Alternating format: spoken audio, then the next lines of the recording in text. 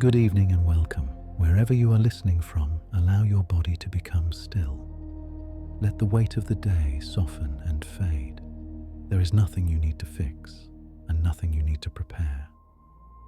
Tonight, you are invited into a slow and ancient story shaped by dreams, patience, and unseen purpose. Breathe gently and let the night open quietly around you. Long after Abraham's tents had faded into memory, and long after Isaac's laughter had settled into history, the promise continued its slow movement through generations. Time passed not in urgency but in waiting. The land changed hands, seasons turned, and families grew. From this unfolding line came Jacob, a man whose life had been shaped by struggle, endurance, and hard-earned blessing. Jacob had wrestled for his future. He had labored long years for love. He had known exile, fear, and reconciliation. From his household came 12 sons, each born into a family already thick with history. They were brothers bound not only by blood, but by rivalry, comparison, and inherited expectation. Among them was Joseph. Joseph was born when Jacob was already advanced in years, and because of this, Joseph held a particular place in his father's heart. Jacob saw in him something tender and promising. Joseph was not the strongest among his brothers. He was not the loudest. He did not command attention through force. Instead, he watched. He listened. He noticed what others overlooked. Jacob's affection for Joseph was not hidden. It took visible form in a finely crafted robe, richly colored and carefully woven. The robe required time, skill, and intention. It marked Joseph as favored. It distinguished him. What Jacob intended as love became, in the eyes of the brothers, separation. Joseph's brothers labored in the fields day after day. They knew the harshness of sun and dust. They carried the responsibility of tending flocks and defending territory. When they returned home and saw Joseph wearing the robe, resentment settled into their thoughts.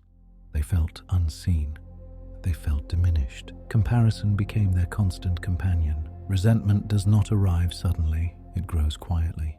It waits. It hardens. Joseph, still young and untested, began to dream. His dreams did not announce themselves gently. They arrived vivid and symbolic, carrying images that lingered long after waking. In one dream, Joseph and his brothers were binding sheaves in the field. Joseph's sheaf rose and stood upright. The sheaves of his brothers gathered around and bowed. In another dream, the sun, the moon, and 11 stars bowed before him.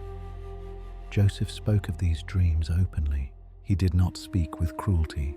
He did not speak with intention to dominate. He spoke because he did not yet understand that dreams carry weight beyond their images. His brothers understood the meaning clearly. They heard authority, they heard future power, and they hated him for it. Even Jacob was unsettled. He rebuked Joseph gently, yet he stored the dreams quietly in his heart. He knew that some visions do not reveal themselves quickly. They wait. Time passed, and the tension remained. One day, Jacob sent Joseph to check on his brothers who were tending flocks far from home. Joseph obeyed without hesitation. He left the safety of familiar ground and walked across open land, the robe moving softly against his steps. He did not know how far the journey would carry him. He did not know that it would divide his life into before and after. When Joseph finally found his brothers near Dothan, they saw him approaching from a distance. Recognition came first. Then anger followed. "Here comes the dreamer," they said. Words sharpened, thoughts darkened. Some spoke of killing him and ending the dreams forever. Others argued. Reuben, the eldest, intervened. "Do not shed blood," he said. "Throw him into this cistern instead." The cistern lay nearby. It was empty, dry, deep. Joseph was seized. Hands pulled at him. The robe was stripped away. Its color vanished from the moment. Joseph cried out as he was lowered into darkness. Stone walls closed around him. The air was cold. Above him, voices argued, then drifted away. Silence followed. From the bottom of the cistern, Joseph could see only a thin circle of sky. He called out, No answer came. While Joseph waited below, his brothers sat down to eat. The ordinariness of the meal stood in sharp contrast to what they had done. Life continued above ground. As they ate, a caravan appeared in the distance. Merchants traveled toward Egypt, camels moving steadily under the sun. Judah watched them approach. An idea formed. "Why kill our brother?" he said. "Let us sell him. At least we will gain something." The brothers agreed. Joseph was pulled from the pit. His protests went unanswered. Silver exchanged hands. The merchants bound him and led him away. The caravan moved on, carrying Joseph farther than he had ever traveled before. Behind them, the land remained unchanged. Ahead, uncertainty stretched wide. The brothers dipped the robe in the blood of a goat and brought it back to Jacob. They spoke little. They let the evidence speak for them. Jacob recognized the robe instantly. Grief broke over him like a flood. He tore his garments. He wept openly. He refused comfort. Joseph, to him, was gone. A wild animal must have devoured him. The household entered mourning. Days turned into nights heavy with sorrow. Jacob carried loss in silence. Meanwhile, the road to Egypt stretched long. Joseph walked among strangers. He heard unfamiliar languages. He felt the pull of a future he could not imagine. The world he had known slipped away behind him. He did not know where the road would end. He did not know who he would become. He only knew that the journey was moving forward. And so began a life shaped not by choice, but by endurance. The journey with the merchants unfolded slowly. Days passed beneath an unbroken sky. Nights arrived cold and unfamiliar. Joseph walked when commanded and rested when allowed. Chains were not always visible, but obedience was expected. He learned quickly that survival required silence. As the caravan moved, Joseph's thoughts returned again and again to his home. He remembered the sound of sheep settling at night. He remembered his father's voice. He remembered the warmth of the robe that now belonged to memory alone. Each recollection felt both close and distant, as though already part of another life. The merchants spoke among themselves. They measured distance in profit. They discussed markets, prices, and demand. Joseph was not part of these conversations. To them he was cargo. Yet even as he was reduced to something bought and sold, something within him remained alert. He watched the rhythm of travel. He noticed how men rose before dawn and moved until the heat demanded rest. He observed how leadership shifted naturally to those who spoke least but decided most. He stored these observations quietly, not knowing yet how useful they would become. At night, Joseph lay awake, listening to unfamiliar sounds. The desert carried noise differently than home. Wind moved freely. Animals called in the distance. Stars stretched endlessly overhead. He remembered his dreams and wondered whether they had caused his suffering or foretold something yet unseen. Fear visited him often, not sudden panic, but a steady unease. Fear of being forgotten, fear of losing himself, fear that his life had already been decided by others. Yet beneath fear, something else stirred, a quiet endurance, an instinct to remain attentive rather than bitter. Joseph did not yet have language for faith shaped by hardship, but the foundation was being laid.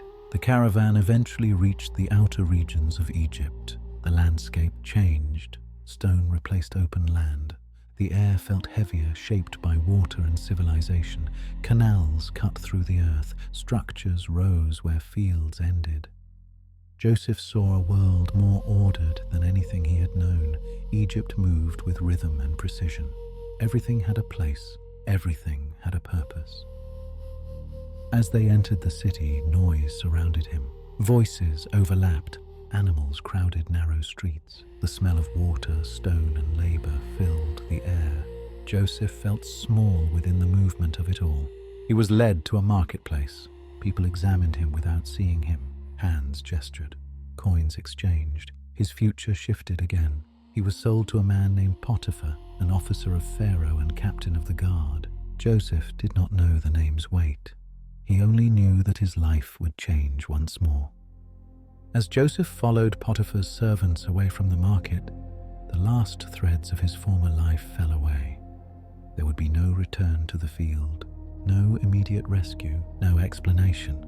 The world he had known was gone. Yet even as loss settled around him, something unseen remained. The same presence that had shaped dreams had not departed. Though Joseph could not yet understand it, the path unfolding before him was not random. It was only the beginning. As Joseph entered Potiphar's household, his senses remained sharp. He noted the order of the rooms. He noticed how servants spoke when authority was present and how they relaxed when it left. He observed the unspoken rules that governed movement and speech. Though he was a foreigner, though he was enslaved, he refused to become careless. Work was given to him quickly, simple tasks at first, carrying water, cleaning stone floors, running messages. Joseph completed each task thoroughly, without complaint. He did not rush, he did not resist. He learned that even small duties shape character. At night, when his body ached, Joseph lay still and allowed memory to surface. He thought of the cistern. He thought of the sound of his brothers eating above him. He did not yet forgive. He did not yet curse. He simply remembered. Memory became a companion rather than a weapon. He also began to notice something else. Even in captivity, circumstances shifted subtly in his favor. Tasks entrusted to him went well. Order followed his presence. Those who worked near him benefited. Joseph did not name this pattern. He simply lived within it. In the quiet moments before sleep, Joseph returned to the sky. The same stars stretched above Egypt as above Canaan. They did not belong to one land. They belonged to the night itself. He remembered the dream of stars bowing, and for the first time he wondered if the dream was not about dominance, but about time. Time, he sensed, would be his teacher. The boy who had left home wearing a robe no longer existed. In his place stood someone being shaped by loss, observation, and restraint. Joseph did not know what awaited him. He did not know how long the road would be, but he continued to walk forward, and the story moved quietly on. Some evenings, as lamps were lit in the household, Joseph paused briefly to watch the flame settle. He learned how fire behaves, how it resists and then yields. The observation stayed with him. Strength, he began to understand, does not always announce itself. Sometimes it steadies quietly and waits. Joseph spoke little, but when he did, his words were measured. He listened more than he answered. Others began to trust him without knowing why.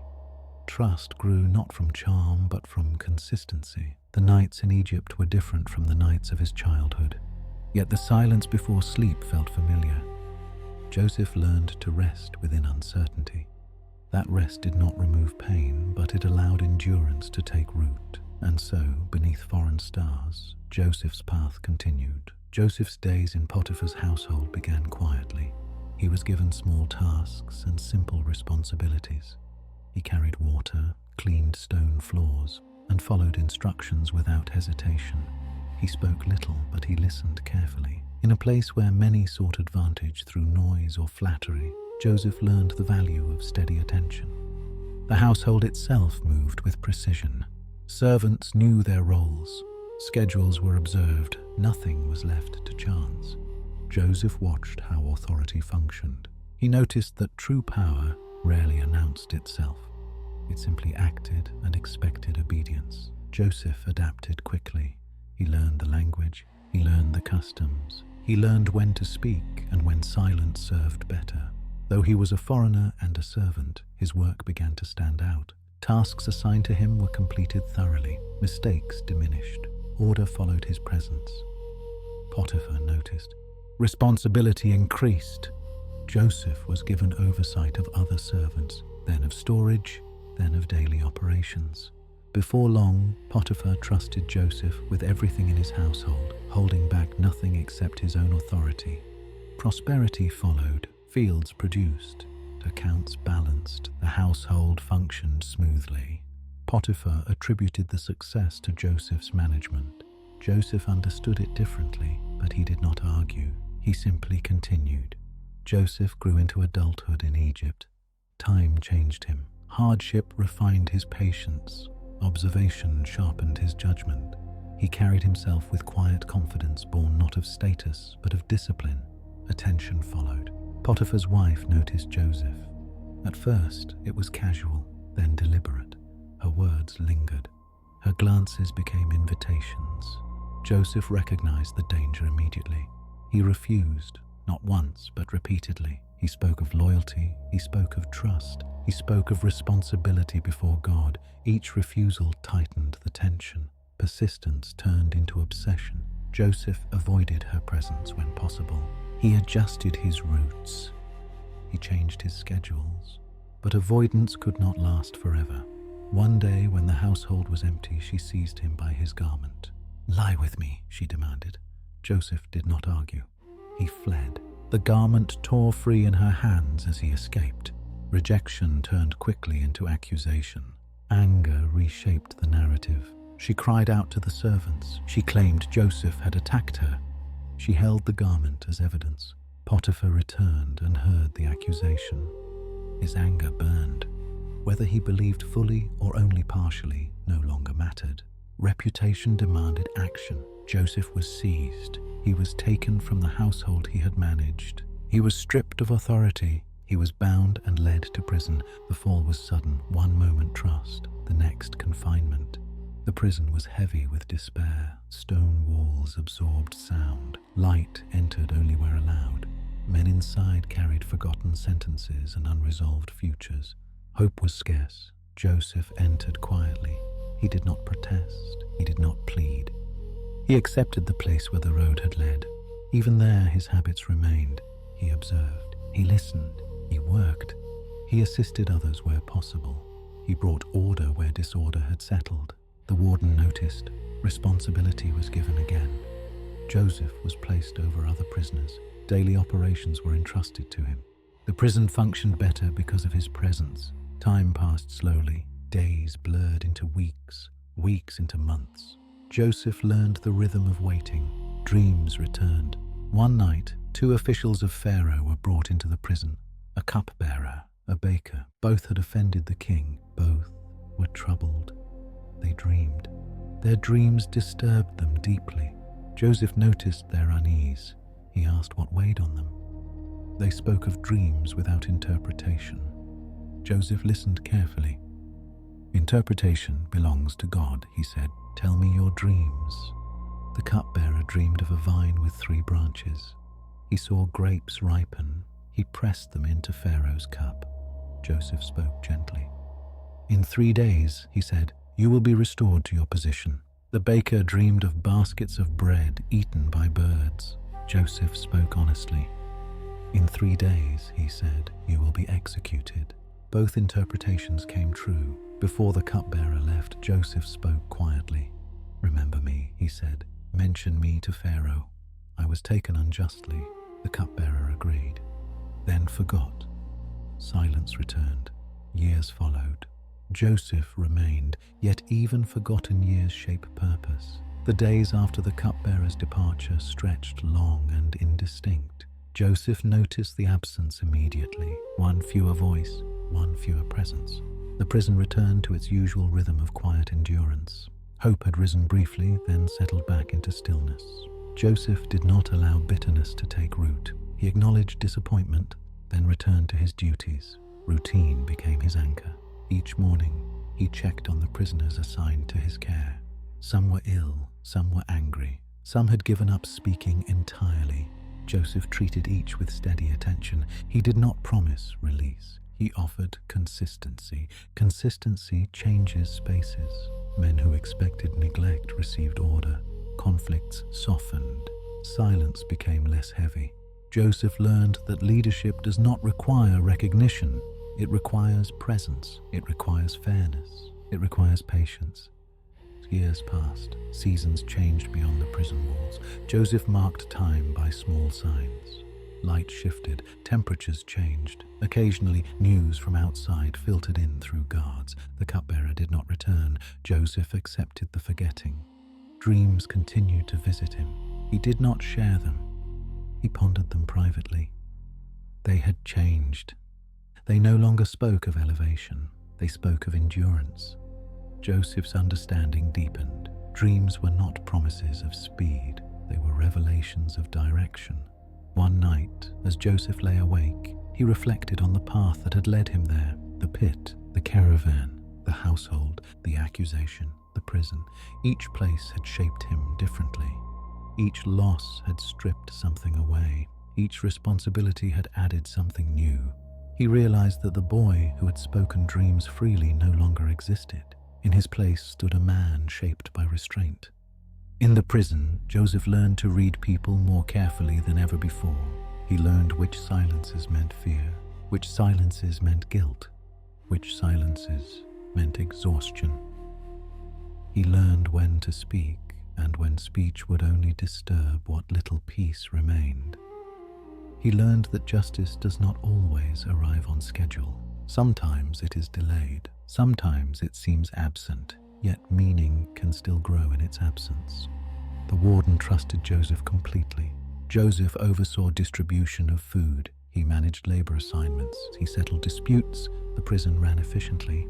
Yet Joseph never mistook responsibility for freedom. Chains remained, doors remained locked, hope remained measured.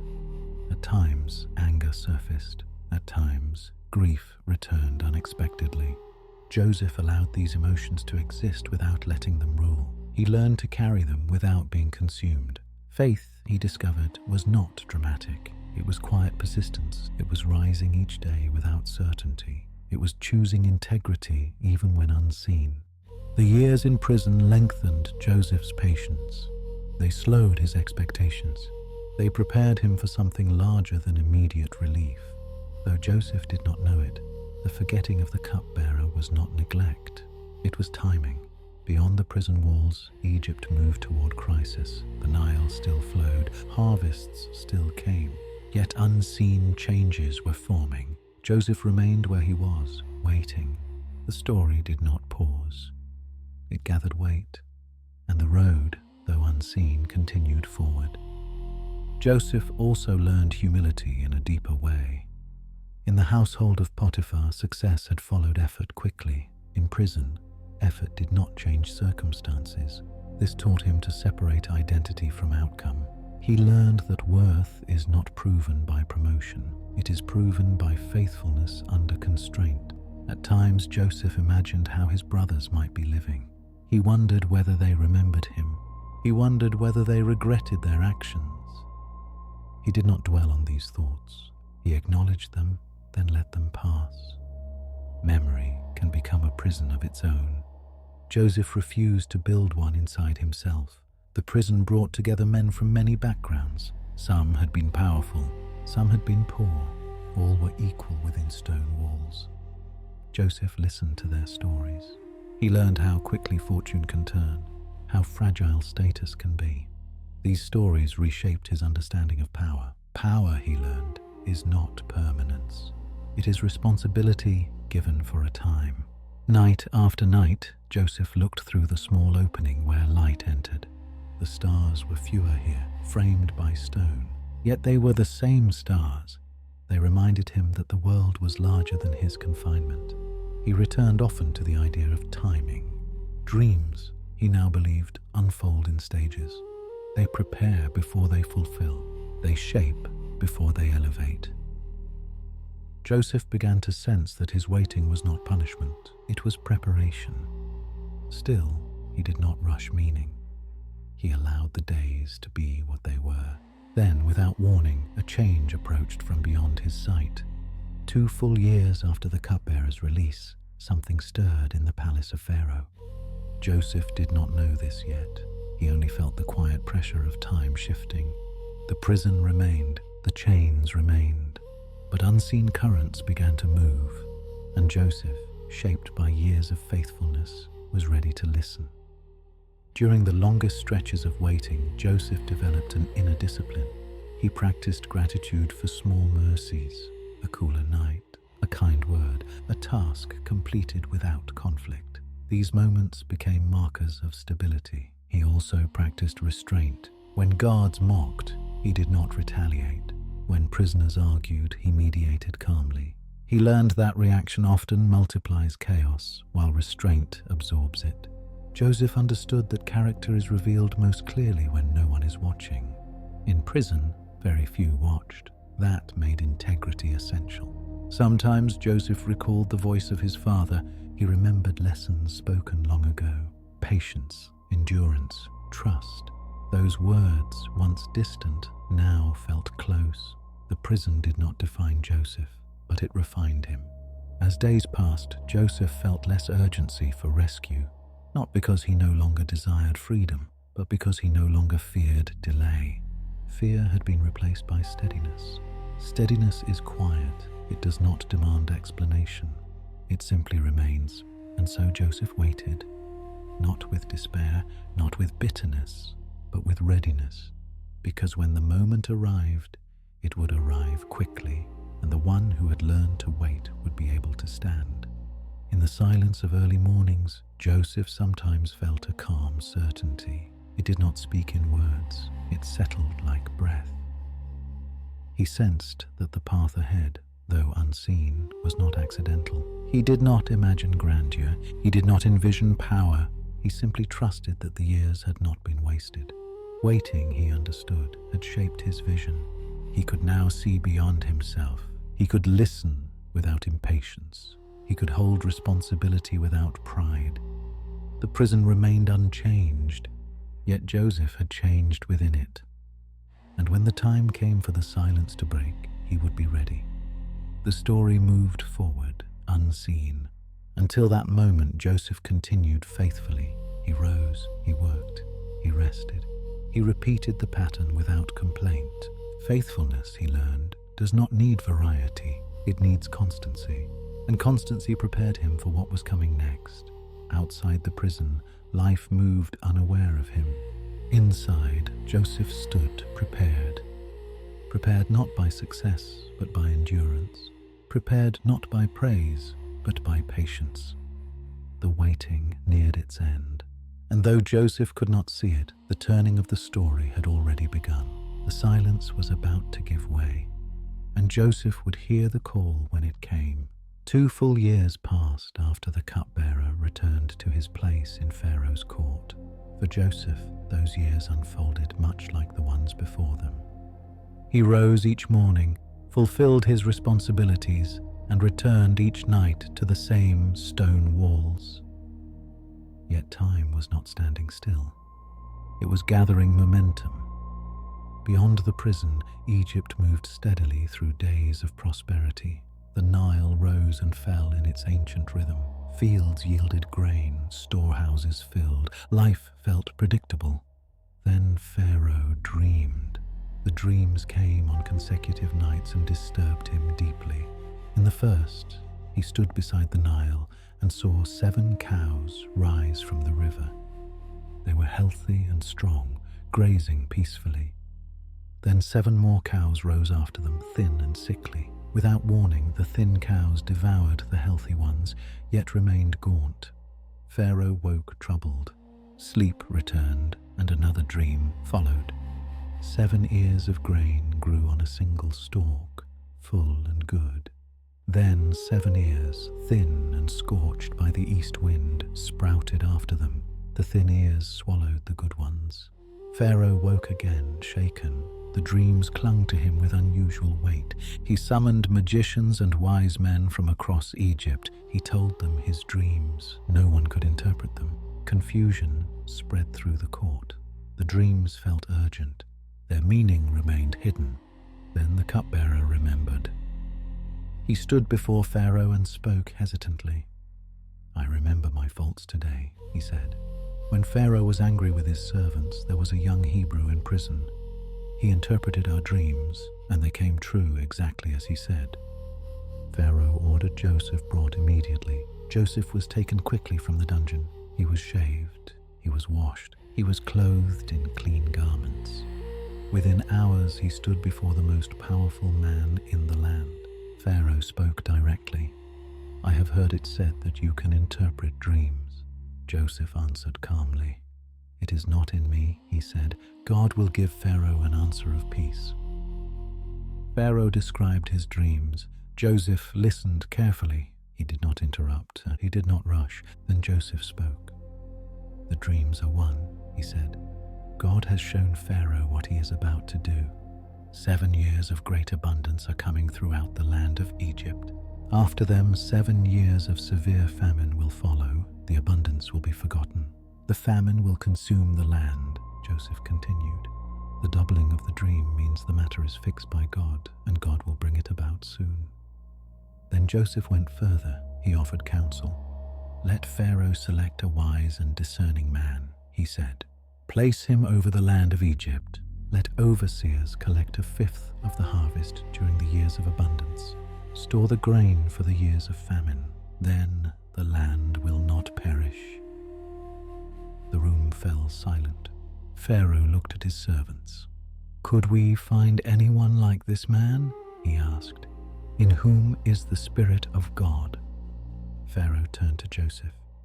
"Since God has shown you all this," he said, "there is none so discerning and wise as you. You shall be over my house. Only the throne will be above you." In a single moment, Joseph's life shifted, from prisoner to governor, from forgotten to entrusted. Pharaoh removed his signet ring and placed it on Joseph's hand. He clothed him in fine linen. He placed a gold chain around his neck. Joseph was given a new name and authority over all Egypt. Joseph rode through the land in the second chariot. People bowed as he passed. Order followed his commands. Joseph was 30 years old when he entered Pharaoh's service. The years of abundance came exactly as foretold. Fields produced beyond expectation. Harvests overflowed. Joseph organized storage throughout the land. Grain was collected, measured, and preserved.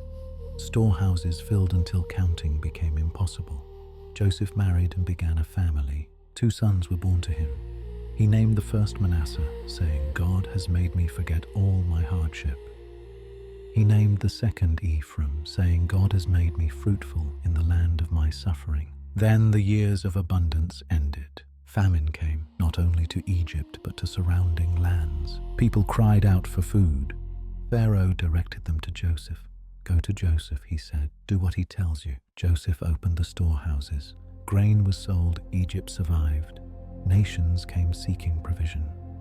Among those nations came men from Canaan, Joseph's brothers. The journey from Canaan to Egypt was long and difficult.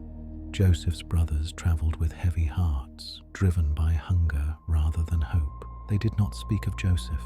The memory lay buried beneath years of silence and regret. When they arrived in Egypt, they entered a world governed by order and authority. Officials directed movement. Procedures were enforced. Nothing happened by chance. They were brought before Joseph. Time had changed him.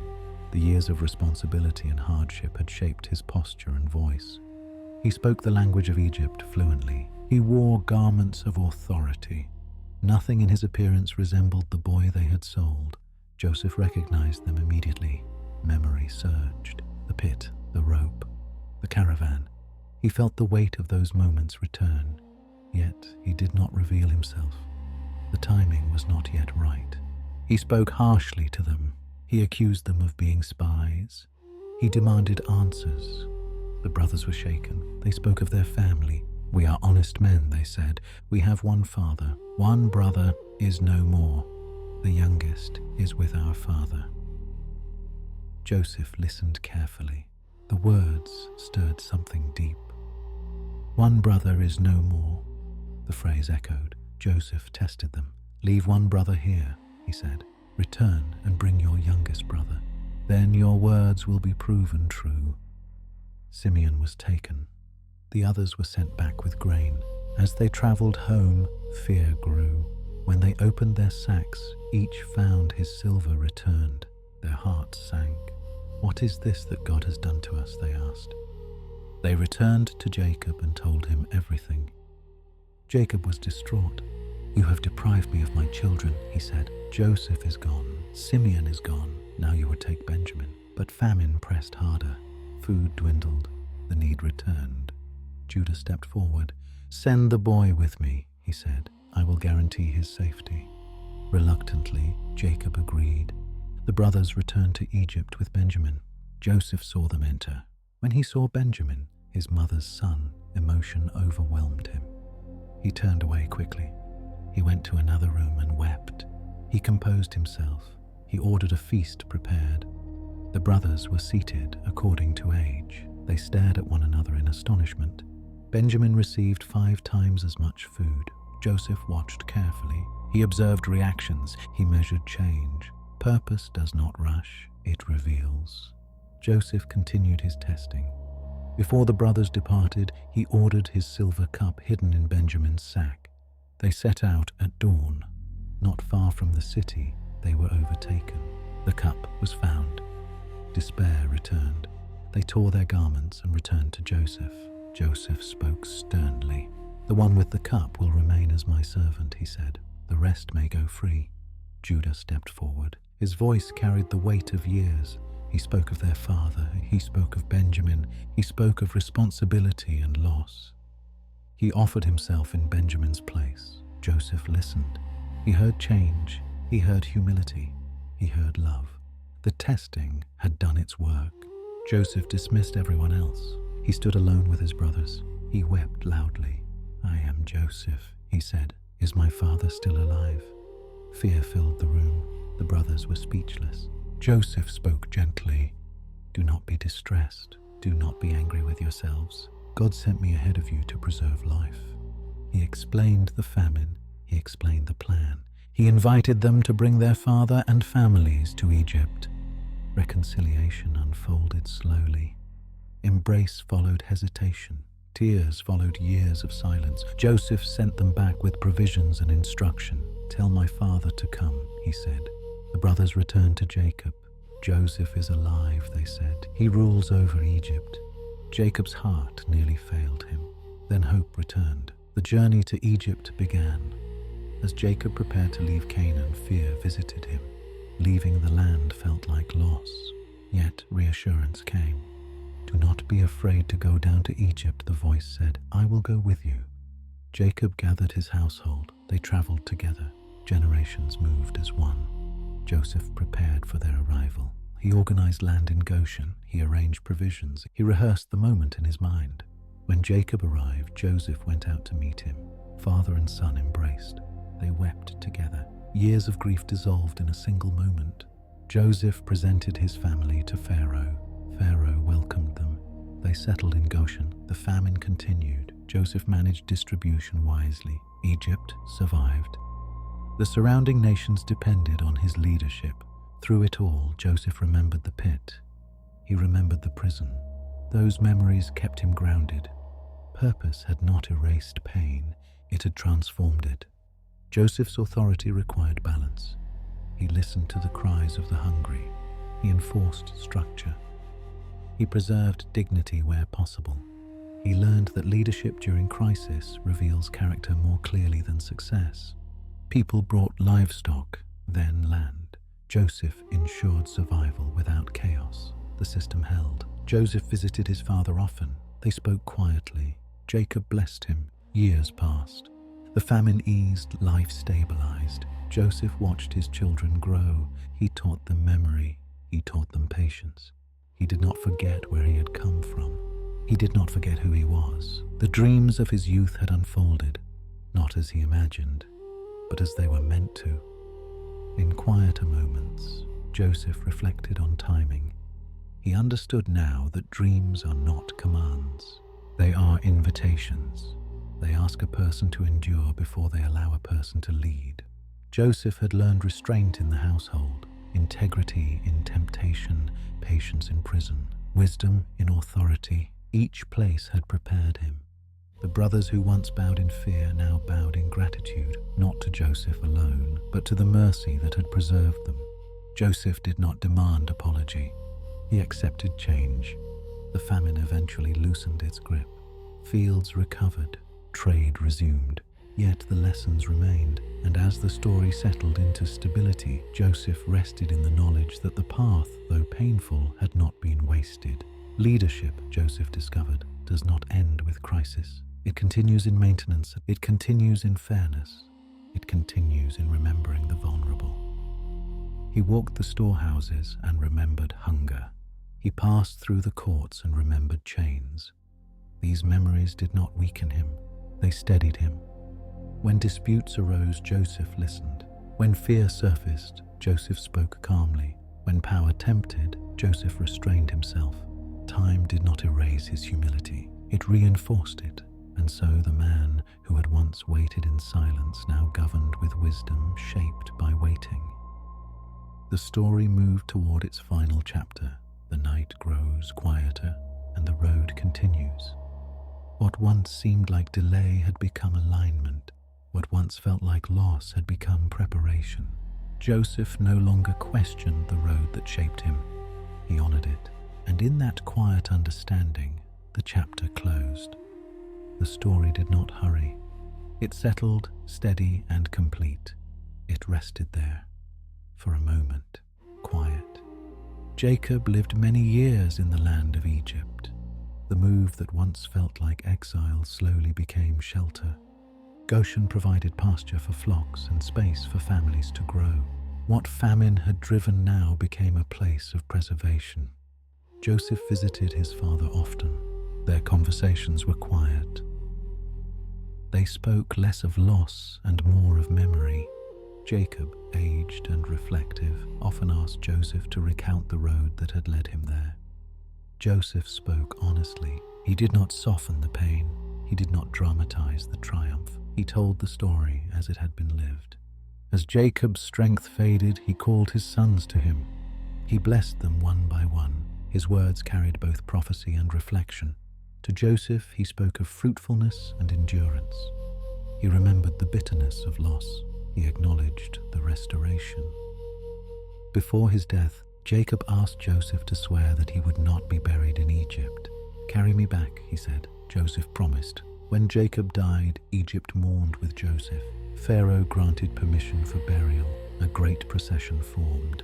Joseph traveled back to Canaan with his brothers and many officials. The journey retraced old paths. Memories surfaced at every turn. They buried Jacob in the cave of Machpelah beside Abraham and Isaac. Then they returned to Egypt. When the days of mourning ended, fear returned to Joseph's brothers. "Now that our father is gone," they said, "Joseph will repay us for all the evil we did to him." They sent word to Joseph, "Please forgive the transgression of your brothers." When Joseph received the message, he wept. He gathered his brothers and spoke gently. "Do not be afraid," he said. "Am I in the place of God? You meant evil against me, but God meant it for good, to preserve many lives." Joseph reassured them. He promised provision. He promised care for their families. Life continued. Joseph governed Egypt through changing seasons. He watched a generation grow that had not known famine. He remained steady. He did not rule with bitterness. He ruled with memory. Years passed. Joseph's children grew. He saw grandchildren. He told them stories of the past. He spoke of the God who guides paths unseen. Joseph's strength eventually waned. He sensed his own end approaching. He gathered his family. "God will surely come to you," he said. "When he does, carry my bones from this place." Joseph died at 110 years. They embalmed him and placed him in a coffin in Egypt. The story rested there. Yet it was not finished. The years Joseph spent governing Egypt after the famine were quieter, but no less important. Crisis had demanded swift decisions. Stability demanded wisdom of a different kind. Joseph learned to maintain balance. He ensured that systems remained fair. He adjusted policies as seasons changed. Leadership, he knew, did not end when danger passed. Joseph walked often through the storehouses that had once been filled in urgency. Now they stood as reminders. He remembered the hunger that had driven nations to Egypt's gates. He remembered the desperation in their eyes. These memories kept his rule measured. He never allowed abundance to erase compassion. In Goshen, the family of Jacob grew steadily. Children were born. Flocks multiplied. The sound of life returned to a household once marked by grief. Joseph observed this growth with gratitude. The preservation he had spoken of was no longer theoretical. It was visible. Joseph remained attentive to his brothers. Though reconciliation had taken place, Healing continued gradually. Trust rebuilds slowly. Joseph did not demand closeness. He allowed time to do its work. When disagreements arose, Joseph mediated calmly. He listened before speaking. He remembered how easily power can silence truth. He chose patience instead. Jacob's death marked a turning point. The presence that had held the brothers together was gone. Fear rose quietly. Old guilt resurfaced. Joseph understood their fear. He remembered the pit. He remembered the silver. He remembered the years of silence. Forgiveness, he knew, must sometimes be spoken more than once. When Joseph wept at their message, his tears were not weakness, they were release. The final burden of the past loosened. Joseph spoke clearly. He did not minimize the wrong. He did not rewrite history, he named it. Then he reframed it. What was meant for harm, he said, had been woven into preservation. The brothers listened, they believed. Years continued. Joseph aged with dignity. His authority remained respected. Pharaohs changed. Joseph adapted. He served without clinging to position. He taught his sons about patience. He told them of the pit, not to frighten them, but to ground them. He told them of prison, not to glorify suffering, but to explain endurance. He told them of the palace, not to inspire ambition, but to illustrate responsibility. He spoke often of timing, of waiting, of trust that grows slowly. Joseph's life settled into rhythm. Mornings of work, evenings of conversation, nights of reflection. As strength declined, Joseph became more inwardly focused. He spent time recalling the early years, the sound of sheep, the color of the robe, the ache of separation. These memories no longer burned. They rested quietly. Joseph understood that his life had bridged generations. He had lived between promise and fulfillment. He had not seen the end, but he had seen direction. When Joseph spoke of carrying his bones from Egypt, he spoke of hope, not immediate deliverance, future movement, a reminder that Egypt was not the final home. The coffin remained. It waited, like a promise sealed in wood and memory. The story slowed. Joseph's breath grew shallow. His final words were gentle. They carried assurance rather than command. The household gathered. Silence filled the room. Joseph died, surrounded by those he had preserved. And the night received his story. After Joseph's death, Egypt continued on paths shaped by his wisdom. Systems he had designed endured. Grain distribution remained fair. The memory of famine stayed alive in policy. This quiet legacy mattered as much as visible achievements. Among Jacob's descendants, Joseph's name carried weight. Children heard stories of endurance. They heard how integrity survives injustice. They learned that faithfulness is not always rewarded quickly, but it is never wasted. Joseph's brothers aged. They spoke of him with reverence. The past no longer defined them by shame. It defined them by transformation. They understood that mercy had preserved not only their lives, but their future. The land of Goshen remained a place of growth. Families expanded. Songs changed. New generations were born who knew Joseph only through memory, yet his influence shaped them.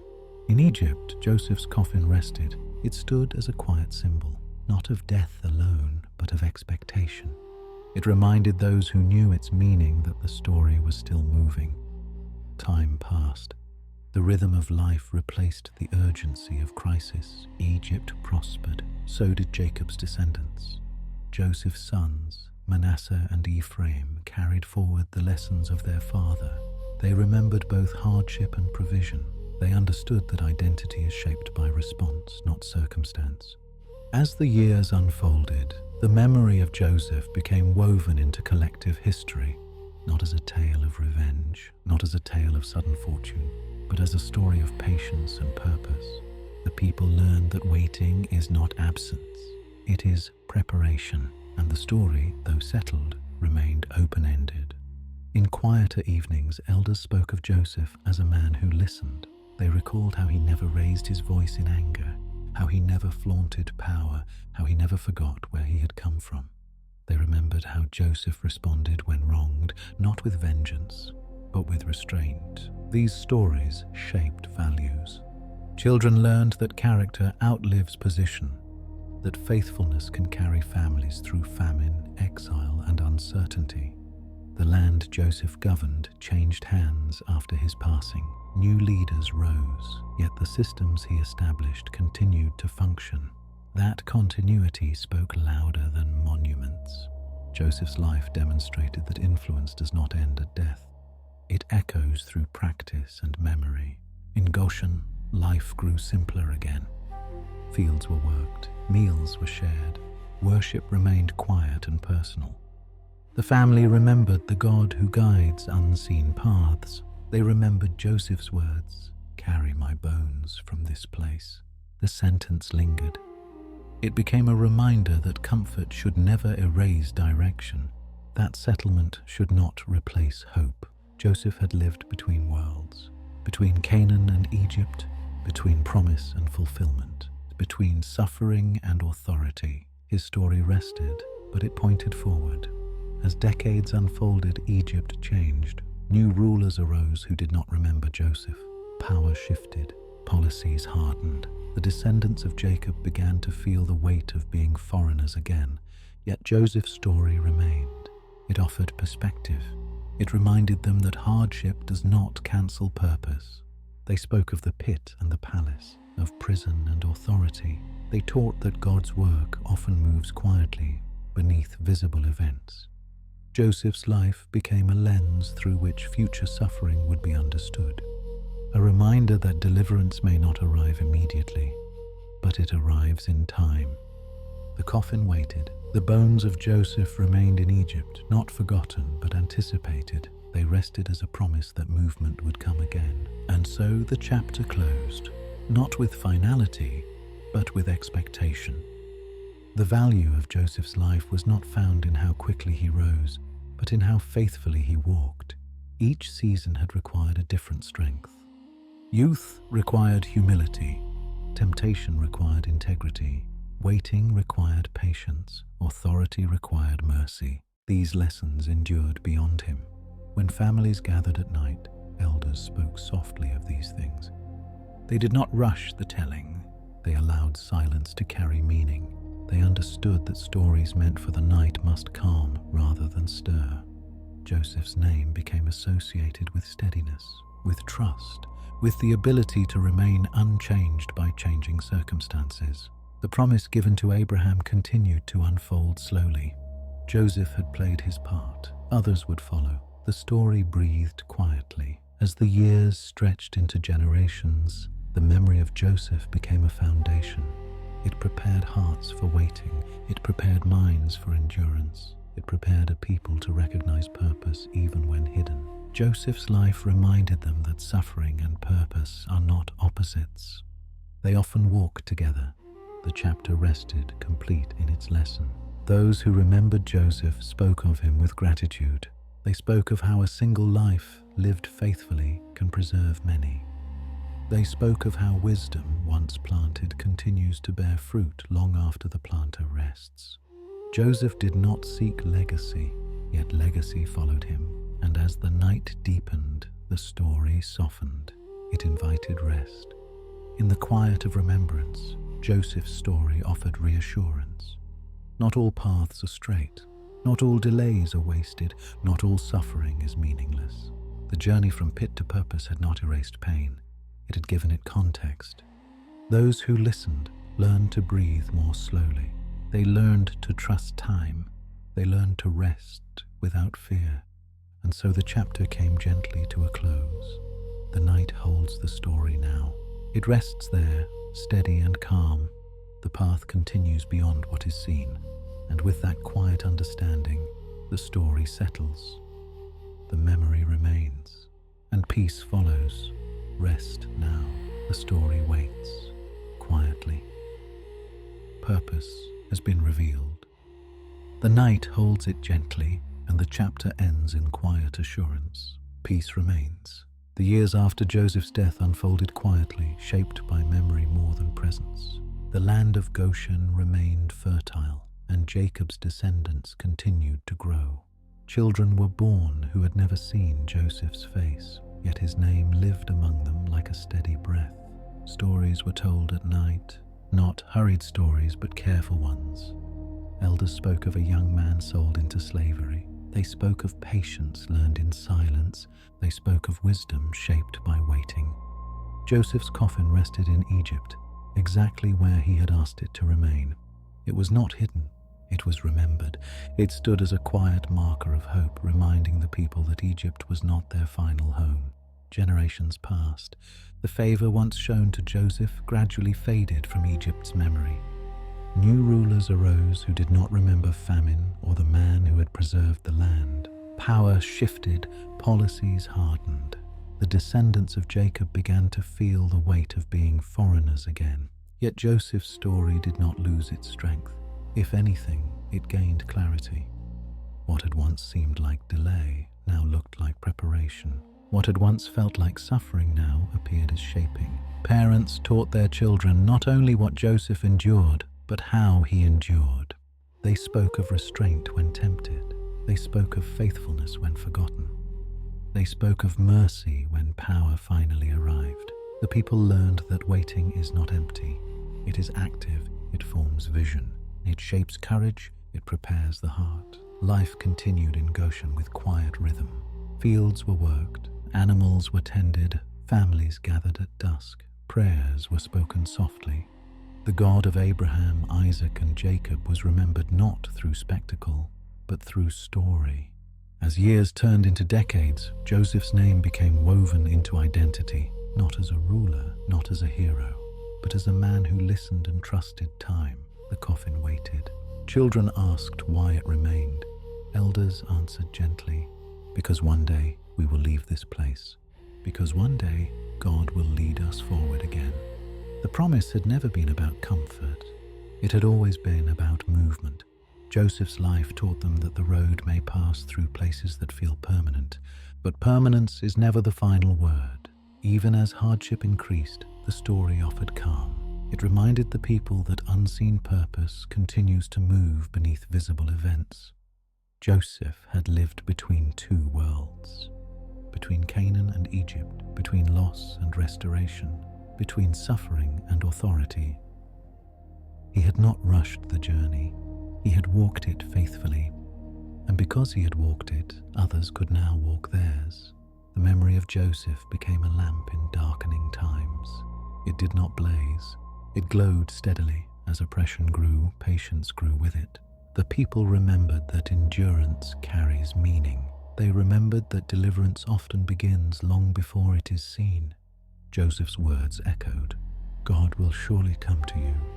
The coffin stood ready. Time continued its slow movement. Generations changed. The story did not hurry, and in the waiting, faith learned to breathe. Joseph's life, complete and settled, now belonged fully to memory.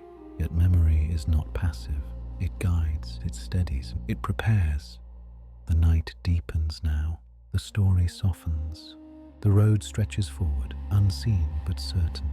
As you rest, allow the quiet endurance of Joseph's journey to settle into your breathing. Let the pace slow, let the heart rest without urgency.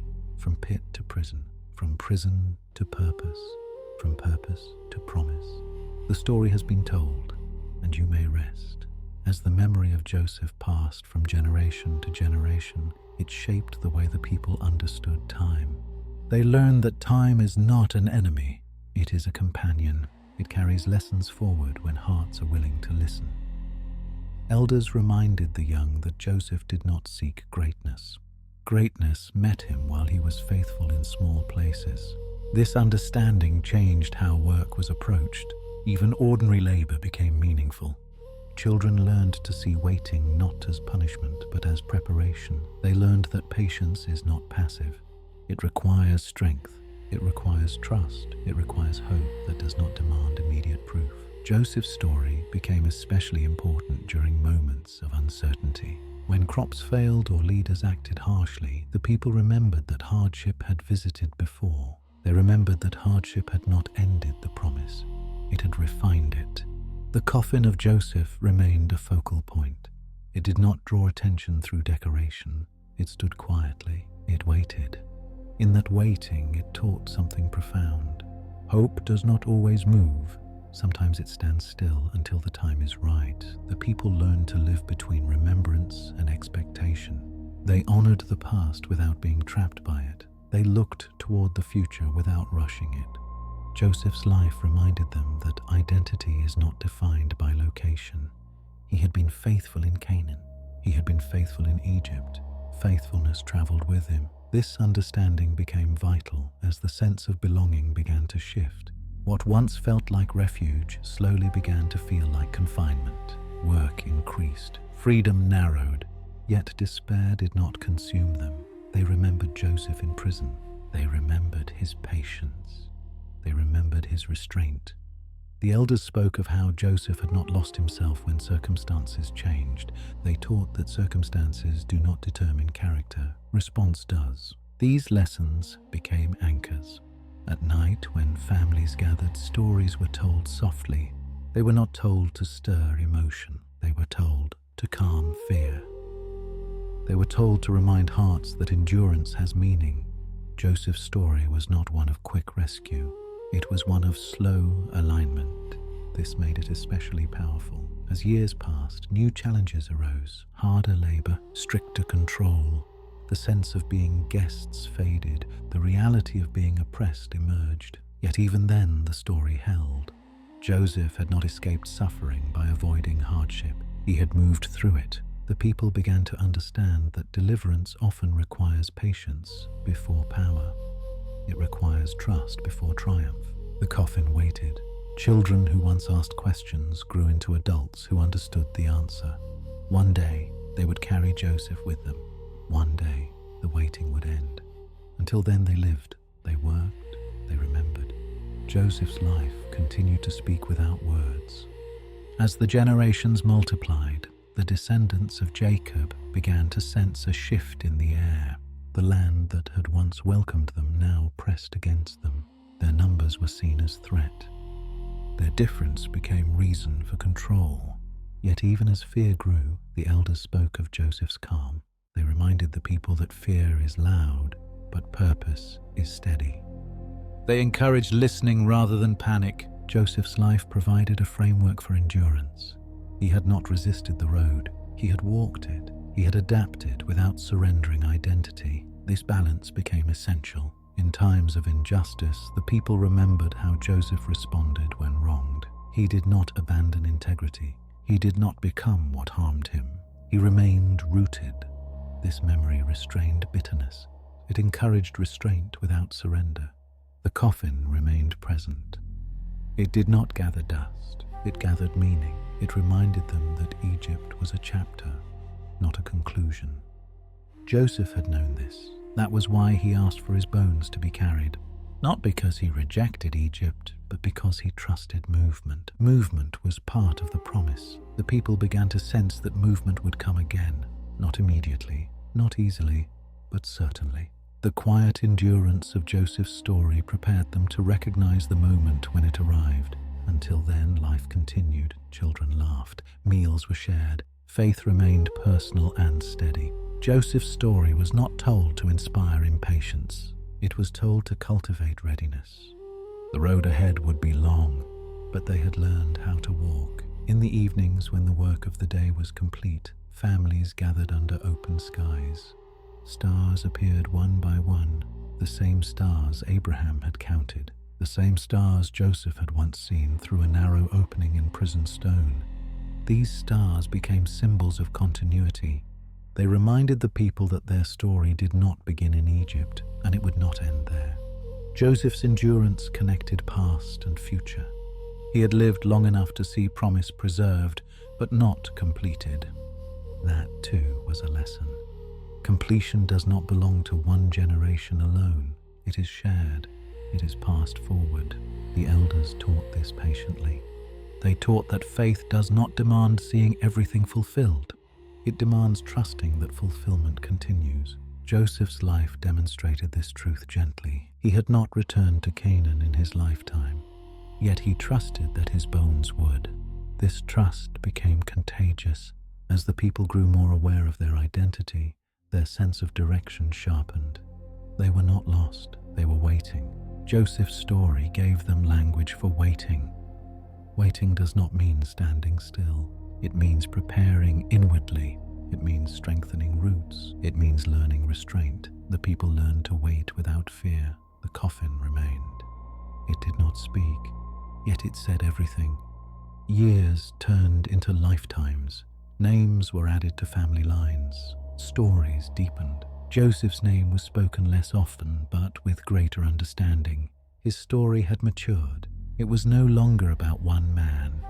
It was about a way of moving through the world. The people learned that faithfulness does not always change circumstances immediately. Sometimes it changes the person first. Joseph had changed long before his circumstances did. This understanding softened disappointment. It allowed hope to coexist with hardship. When children asked why God waited, elders answered carefully. Waiting, they said, is not neglect. It is shaping. Joseph's years in prison had shaped him for leadership. The people's years in Egypt were shaping them for something yet unseen. The coffin waited. The waiting was not empty, it was full of becoming. The story slowed further. It prepared to rest. As the sense of future movement grew, the people did not rush. They remembered Joseph's patience. They understood that timing belongs to God, not urgency. This understanding allowed them to endure increasing hardship without losing hope. They worked, they rested, they remembered. Joseph's story became a quiet discipline. It trained the heart to remain steady under pressure. When frustration rose, memory answered. When fear whispered, remembrance steadied it. The coffin of Joseph remained unchanged, yet its meaning continued to grow. It stood as assurance that no place, no matter how familiar, becomes final without purpose. The people learned to hold two truths together. They lived fully where they were, and they prepared inwardly for where they would go. Joseph had lived this balance. Now they followed it. As the story reaches its resting place, let the lessons settle gently. Joseph's life was not hurried. Neither is yours required to be. Endurance does not demand constant strength. It asks only for steady presence. Trust does not require certainty. It grows through patience. Joseph's journey reminds us that unseen preparation often precedes visible change, that waiting when lived faithfully becomes purpose. The coffin waits, the promise remains, the road continues. And now, as the night deepens, allow this understanding to rest within you. Let the pace slow, let the breath deepen. The story has done its work. You may rest now. The silence is enough. Peace settles. Rest remains.